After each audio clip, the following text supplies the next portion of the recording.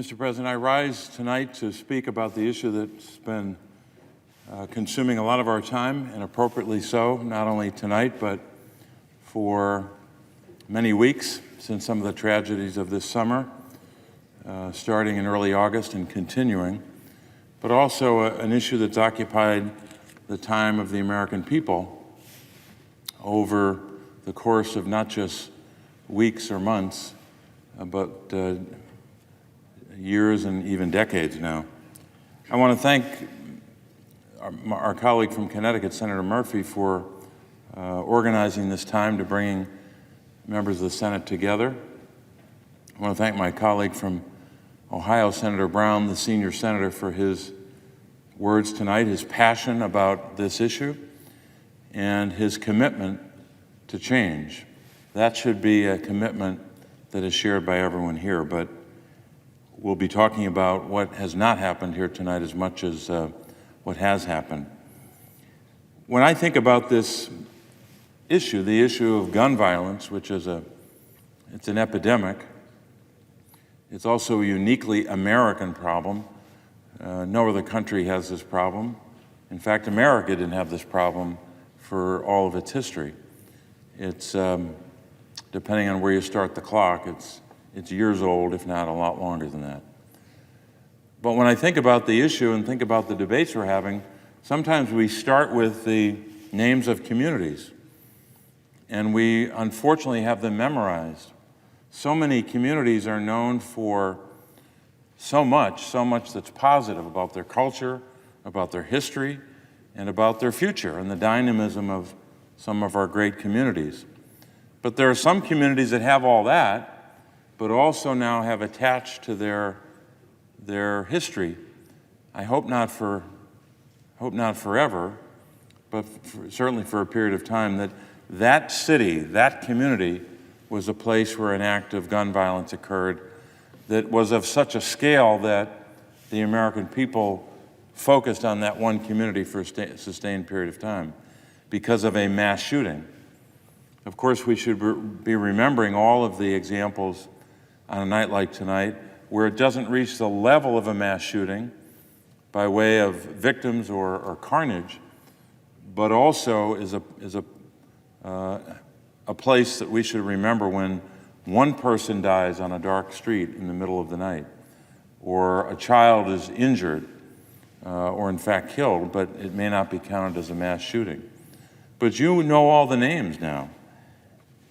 Just this summer, we've added several more, as everyone knows, and I won't go through all the events, these horrific, tragic events, but it's important to remember the names of the communities, and then, of course, I want to talk about some of the people. But whether it's El Paso, or Dayton, or Odessa Midland, many years ago it was Columbine, it was Newtown, Connecticut, Virginia Tech, Las Vegas, Parkland, Aurora, Colorado, Orlando, and two that were more recent, Gilroy, California, and Virginia Beach. And I've left a lot off. That's just a handful in the last number of years. So we think about this issue in terms of those who were lost, or those whose lives have been irreparably damaged.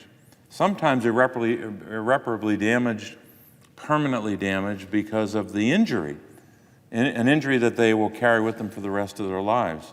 But of course, you don't have to be physically injured to sustain an injury by way of the impact on your psyche. I can't even imagine, can't even begin to imagine, nor can most people imagine the horror of being anywhere near a mass shooting. So tonight we remember those victims and their families in those communities.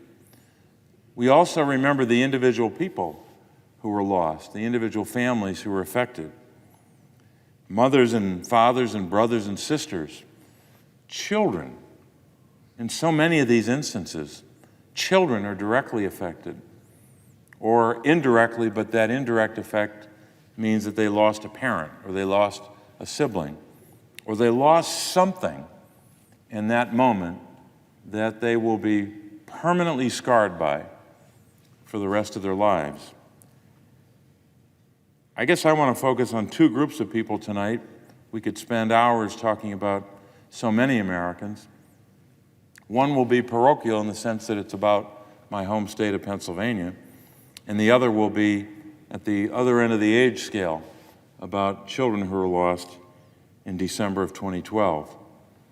I'll start with the most recent for Pennsylvania. We've had, obviously, example after example, too many to count, hundreds and hundreds over the last couple of years where someone was killed or injured.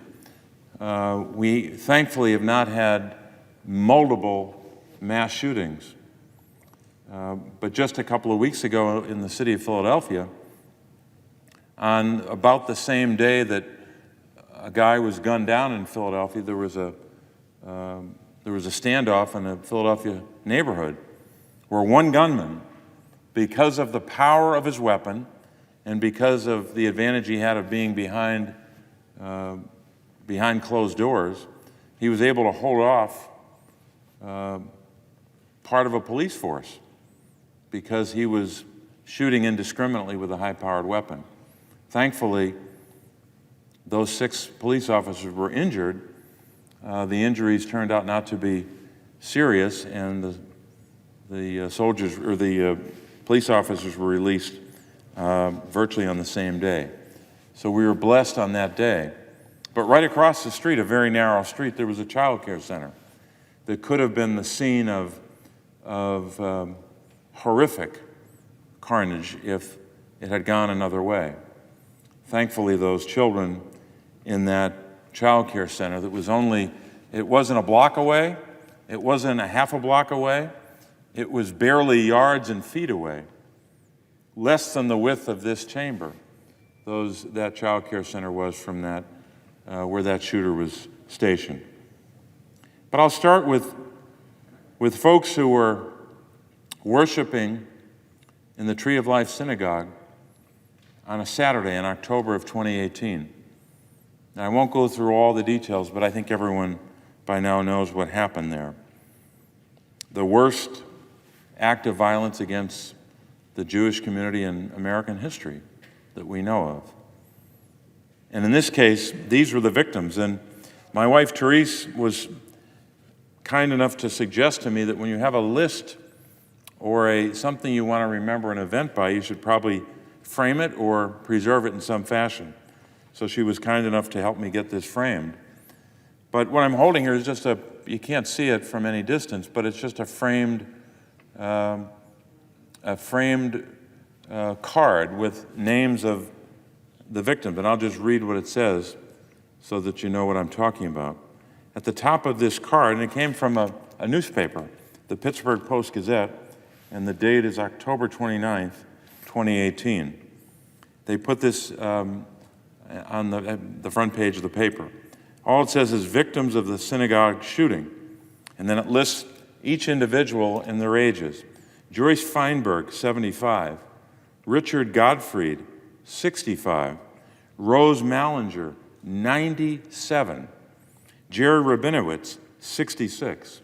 Cecil Rosenthal, 59. David Rosenthal, 54. Bernice Simon, 84. Sylvan Simon, 86. Daniel Stein, 71. Melvin Wax, 87. And Irving Younger, 69. So this was a group of Pittsburghers worshiping on the Sabbath in a synagogue.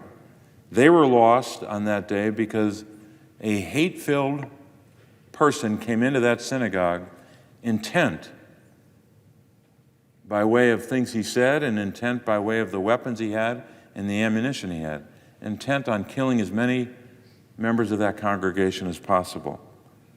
So basically a congregation where the victims were ages 54 to 97. So that was one incident in my home state. And it seems like every state has a day like that, where a community is torn apart. So those folks were obviously at the other end of the age scale. How about folks a lot younger? This just happens to be a matted copy of a page in the Wall Street Journal from December of 2012, after the Newtown, Connecticut shooting that we all know, unfortunately, so much about, Sandy Hook Elementary School. What the Wall Street Journal did, and this is dated December 17th, 2012, what the Wall Street Journal did was put a picture of each child with their name and their age and a little vignette about their young life. I won't go through all of them tonight. I've referred to them in the past. And not every child had a picture ready at the time of this publication. And these children, 20 children and 6 adults, I'm sorry, there are 7 adults listed here, but these 20 children are part of what we're talking about, the carnage that has enveloped our country over these last number of years. I want to read their names tonight, and then I want to get to the legislation. Charlotte Bacon, 6, age 6. Daniel Barden, age 7. Olivia Engel, 6. Josephine Gay, 7. Anna Marquez Green, 6. Catherine V. Hubbard, 6. Jesse Lewis, 6. Grace McDonald, 7. Emily Parker, 6. Noah Posner, 6. Caroline Praviti, 6. Jessica Rakos, 6. Madeline F. Hasu, 6. Chase Kowalski, 7. James Mattioli, 6. And then several children that didn't have pictures at the time of this publication for the Wall Street Journal. Dylan Hockley, 6. Jack Pinto, 6. Aviel Richmond, 6. Benjamin Wheeler, 6. And Allison N. Wyatt, age 6.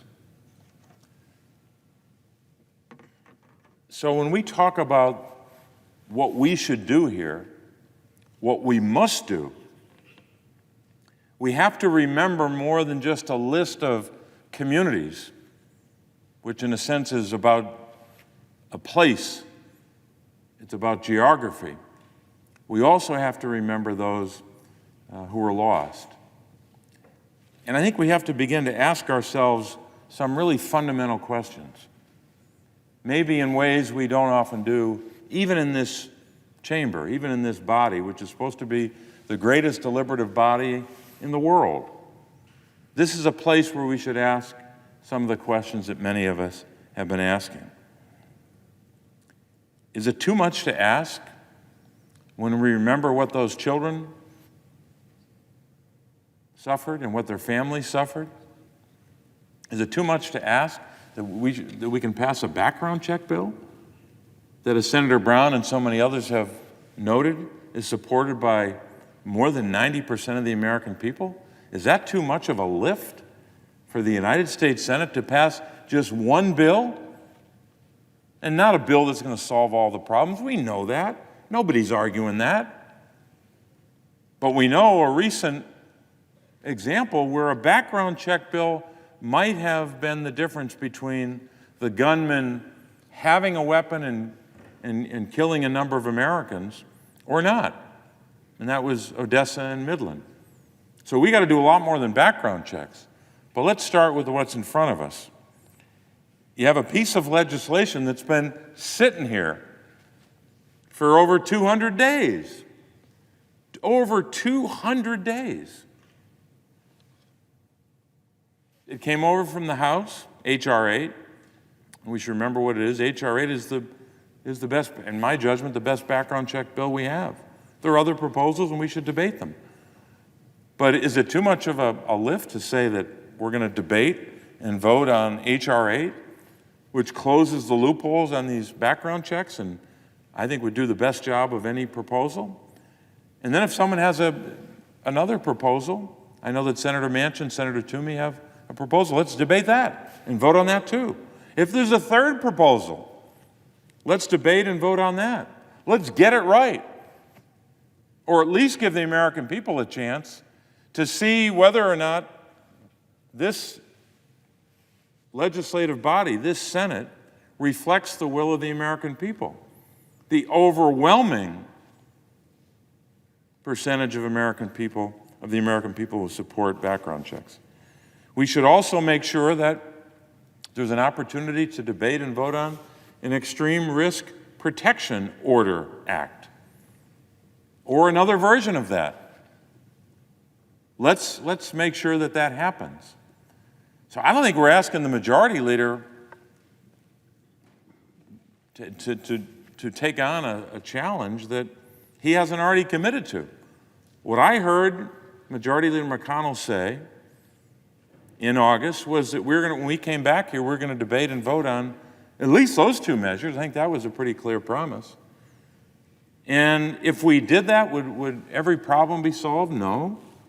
Would gun violence be substantially reduced in a matter of weeks or months? No. No one is making that claim.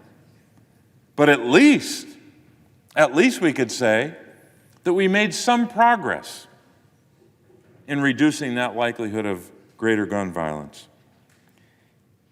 But I think the bigger question here is that we have to ask over and over again until we act, or at least begin to act, is there nothing that we can do? Because that's part of the argument by those who say no on background checks, those who say no on extreme risk protection order, no on a limitation on the magazines, the number of bullets you can shoot at any one time. As Senator Brown referred to, in Dayton, in 32 seconds, 9 people killed, and I guess about 25 injured. In 32 seconds, the police officers got there faster than Superman could get there. And that wasn't fast enough because of the power of the weapon and because of the amount of ammunition. So there's nothing we can do about that, we're told. We're told over and over again, here and around the country, where disciples of this point of view have their time to debate, that there is nothing that the most powerful country in the history of the human race can do to make sure that that doesn't happen in another American city, or at least take action to reduce the likelihood that that would happen in another American city. So there's nothing, apparently, according to this argument, that this great nation of ours can do to prevent someone in 32 seconds to kill 9 people and injure, I guess, about 25. What haunted me, among many things, and I'm sure it haunted many Americans, at the time of the December 2012 Sandy Hook Elementary School, Newtown, Connecticut shooting, was that the evidence indicated, according to an NBC News report at the time, that I was watching on my television at home in Scranton, Pennsylvania, watching that report, there was evidence that the killer, after killing 20 children and several adults, was moving to the next classroom. And we know that hundreds of children were in that school. I don't know the exact number, but it wasn't just a school of 20 children. A lot more than 20 were in that school. So again, we have to, taking this argument that there's nothing we can do except to enforce existing law, so we hear over and over again, can't do anything, got to enforce existing law. That's the argument. They've been making this argument for decades, okay? So based upon that argument, there is nothing we could have done in that instance either to prevent someone from killing 20 children or hundreds of children in one school, and then maybe several months later going to another school and killing hundreds of children. Does anyone really believe that? That there is no law, no action you can take to at least reduce the likelihood that that won't happen in the United States of America?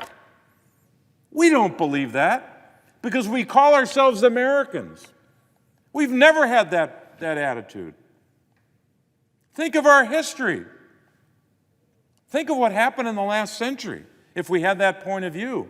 Nothing we can do about this threat in Europe. Nothing we can do to advance medical research because we just have to accept the facts and try to nibble around the edges. No one really believes that. So that argument is getting pretty tired, that enforcement of existing law is the answer here. And this is a uniquely American problem. No country has this problem. And it's been building and building for years and decades. By inaction, we allowed the problem to get a lot worse. And it is about as bad as it gets right now. Huge numbers of Americans now, not like 5% or 8%, like 40% of Americans now believe that they can be a victim of gun violence. 40% of a country of over 300 million people believe that because of what they've seen. But again, the answer here from one side over and over again is there's nothing we can do. As more and more people believe they could be a victim next. You saw the footage of, or the news coverage of children going off to school at the start of this school year with their backpacks, with a protective shield, like a Kevlar shield. I'm not sure exactly what it is, but I saw the reports. In a backpack, an American child has to go to school and have armored plated backpacks in America. That's not happening anywhere else because their parents are worried about them going to school. Now we have to worry about where you go to school, where you worship, where you go for entertainment. What public event do you not want to go to? Because the United States Senate, for years now, we haven't voted on a series of gun bills in years. So I guess people should get used to being afraid and wondering if they will be next or their children will be next. In essence, what they're telling us on the other side when they say no to background checks, absolutely not, that's what they're saying, and no to any kind of action.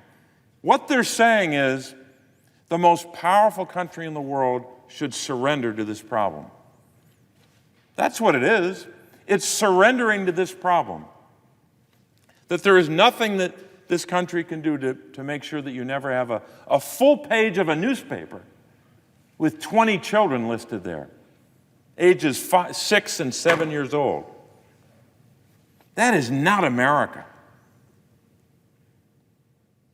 That's not who we are. Or at least it's not who we claim to be. So I would say in conclusion, and I know I've well over my time, Mr. President, that the least we can do, this isn't hard, guys, is debate and vote. Debate and vote. Is that hard? Not that strenuous. Debate and vote on background checks. Debate and vote on an extreme risk protection order. I would go further than that, but we don't have time for that tonight. But let's debate and vote. And we're not going to wait. Well, why should we wait for the president to give us the high sign about what he'll sign into law? This chamber should not wait for any other official. We should debate and vote and see where things are. The American people will sort it out after we vote. and they'll know who was on the record voting which way. But at least let's give them something to indicate that we're Americans. We don't surrender to problems. We don't surrender to big problems. We don't surrender to problems from an enemy, from a disease, and from an epidemic called gun violence.